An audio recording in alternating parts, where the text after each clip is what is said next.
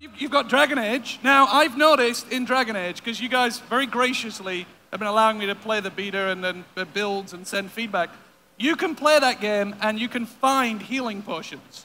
They like just fall on the ground, and they don't cost you any money, and you don't have to lay gold out. Is this just socialized medicine? Maybe it's linked back to the sick day thing you mentioned earlier. I don't know. Could be tied in there somehow.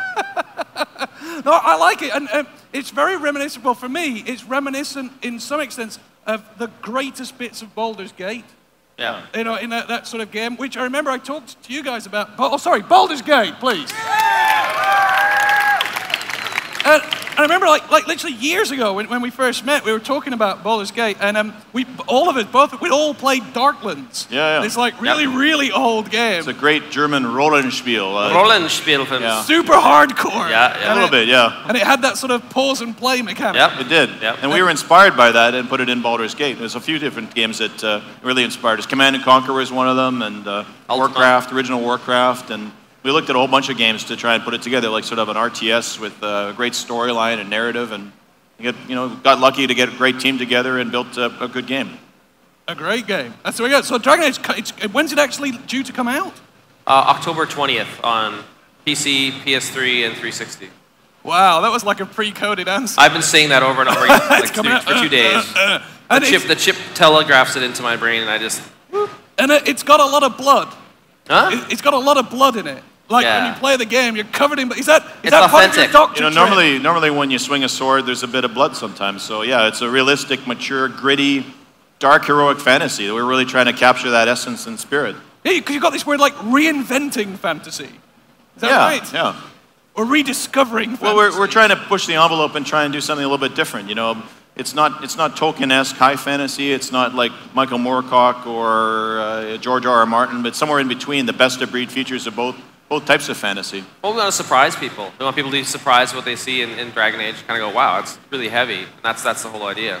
The question I had as soon as I saw the title, Dragon Age, and I thought, well, they're about 600. Round about 600. That feels like the age of a dragon. And then when I was playing it, I realized everything looks like butch and mean. Like you have this dog that you get. Yeah. And it's like, it's not cuddly. If you tried to cuddle it, it'd take your arm off. Right. I mean, the whole game. It's a Mabari Warhound. Why would it shouldn't be cuddly? But it has now got sparkles. I was looking at it, and there's like little sparkles. And we put those in.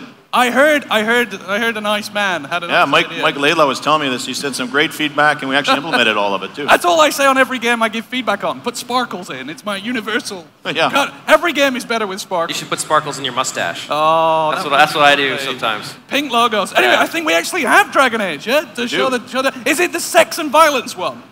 It's probably sex Has and it got violence. a blue woman I can have sex with?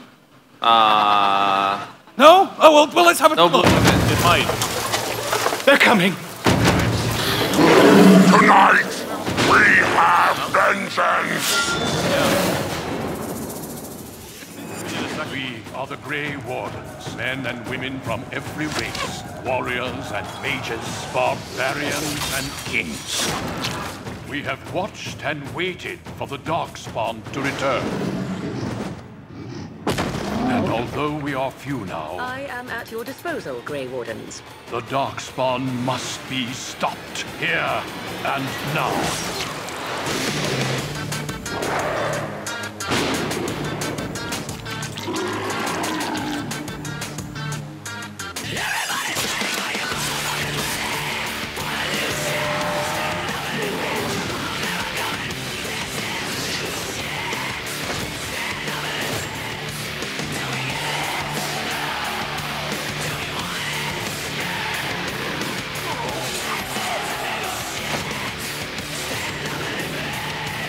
There is no turning back. Maker, help us all.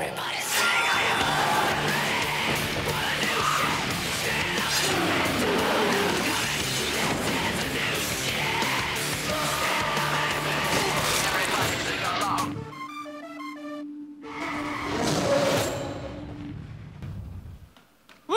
Dragon Age!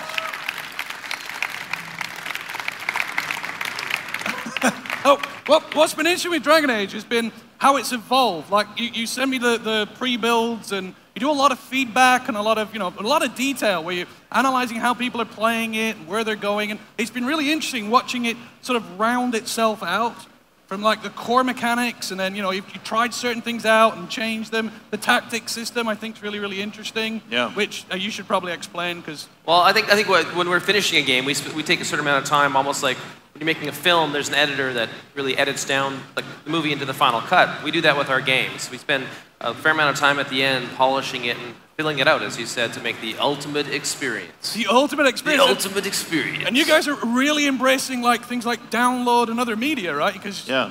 We're doing a ton of post-release downloadable content that will be available for purchase post-release. hang on, I gotta buy it? Huh? I'm gonna be buying it. You'll be Yeah. buying it. But yes. that's But it's because going to be really high value. Value. Really, really high value. Really high quality. It's Fair gonna product really for a fair price. a fair product for the fair price. Yes. Okay, that seems reasonable. And as a sort of, how much product is gonna be coming out after the game's live? Like, I'm gonna have to wait a year before I see We have a something? lot of stuff in development. We've also released user content creation tools so fans can make it and just share it with one another. We're going to enable that so you can share it for free with one another. And we've already got the tools in their hands in beta form. Oh, no, that's the way to go. We're really excited about that. It's a big part of the game. It's like enabling our fans to become co-creators of the experience with us. Well, you're actually great heroes to people who want to get into the computer games industry, because you're doctors. You didn't go to college to go in, and you made it. So if doctors can make it, like, we can all make it. And I agree. And you weren't like really, really young either. You'd gone to doctor school. Yeah. And then you just went, to hell with it. I'm gonna make computer games. Well, now we're 75 years old, actually. We've been making games for a long time. You're not supposed to talk about Oh, that. yeah, sorry. And then you were doctors for a while, and then computer games was like your hobby. Yeah, basically our career became our hobby became our career, and we've always been passionate gamers. We love video games, so it was pretty natural. Like we've always cut class through med school to play games, and we talked about it all the time. And we did finish. We've actually had practice in as emergency medicine doc for a few years, and Greg did a bunch of different things, geriatrics and GP work, ER stuff, and kind of like I did less and less medicine. And BioWare got formed. I guess we incorporated in '95. We were doing some stuff before that. And our hobby is our passion, is our career. So we're lucky, we're blessed. And I've literally met you all over the world, like in Europe and in Usually Asia. in the bar, if I recall. Usually in the bar. We're always bumming it. Night. And you travel a lot. Yeah, we do. And is it because you don't like Edmonton? No, it's a great city actually. I mean, it's a great place to live, great quality of life, great people. We were incredibly lucky. The first game, like we were talking about Baldur's Gate earlier, until I think we were several years as a studio until we released Baldur's Gate. We're well past 60 people at that point. This is like 15 years ago, 10 years ago. We had never hired anybody that ever worked in the industry, so they all came from the Edmonton area, and it was great, talented, passionate people, shared our passion for video games, and got incredibly lucky. Yeah, and I think we travel so much because there are fans of BioWare games all over the world, like places like Russia, all over Europe, places in Asia. It's really exciting to meet people that just love our stuff. It's really, really cool. And now we have studios, of course, in Austin, Texas, and Montreal, Canada, as well as Edmonton, Alberta. So again, we're really lucky to work with great people in all the studio locations. Oh no, that's great. And what's also nice is that you are genuinely two of the nicest people I've ever met. So that whole act is working then. Excellent. So and you're Canadians. There you go, Canadians. That's there he is, the Canadian sort of like Diet Coke America, isn't it, Canada? Sort of.